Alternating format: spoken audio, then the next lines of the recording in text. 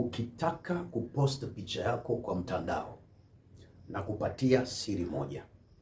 Ukitaka kupost picha yako kwa mtandao, uwe mtumishi wa Mungu, uwe nani, juu ya kusema kwa mitandao kuna maadui. Kuna watu wanaiba manyota ya watu, kuna watu wanangamiza maisha ya watu, kuna watu wanafuatilia maisha ya watu.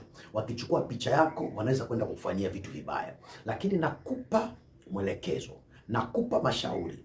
Ukitaka kupost picha yako kwa mtandao ili ikuwe kwa security, hata mtu mbaya akichukua picha yako asiwahi kukufanyia vitu vibaya, shika mashauri hii. Kitu cha kwanza, wakati unapatia mtu sijui simu yako ili akupike picha, wakati anataka kupika picha lazima ubane pumzi yako.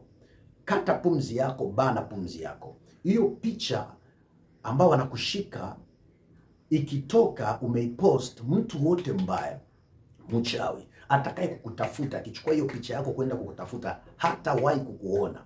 Uso yako haitawahi kutokea, maisha yako ataitafuta, hatawahi kuiona. Hata sura yako inaweza kupotea kwa hiyo picha, kwa sababu ulikata pumzi. Hiyo picha haina uzima.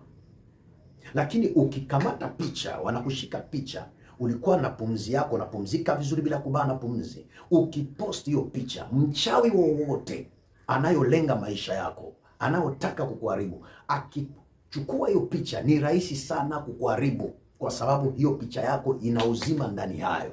Utaonekana sehemu popote watapeleka hiyo picha, wewe utaonekana. Ndio maana unaona wakati mwingine tunakataza watu, tunawashauri usipost mapicha ya watoto wako. Unabeba watoto wako na wapost kwa mitandao, unakula nyumbani kwako na watoto na wapost kwa mitandao, unachukua mapicha na familia yako mpaka na kwa kitanda yako na post kwa mtandao. Usifikirie mtandao wote wanaoingia kwa mtandao ni wanadamu kama wewe, na usifikirie wote wanaingia kwa mtandao kwa moyo mwema. Kuna watu kazi yao ni kutafuta manyota ya watu. Kuna wengine ni maadui yako, wanataka wavamie maisha yako, lakini wanaweza kuivamia kupitia picha yako tu.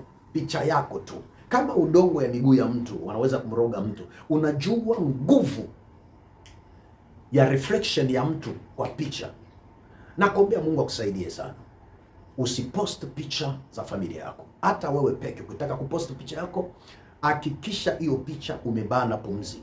Kama una picha yoyote au kubana pumzi, usipost kwa mtandao. Ni rahisi sana kukufanyia mambo mabaya. Hiyo ni siri ya kwanza. Nitaleta siri ya pili na nitaleta ya tatu kuhusu mambo zinaangalia picha tunazozipost kwa mitandao.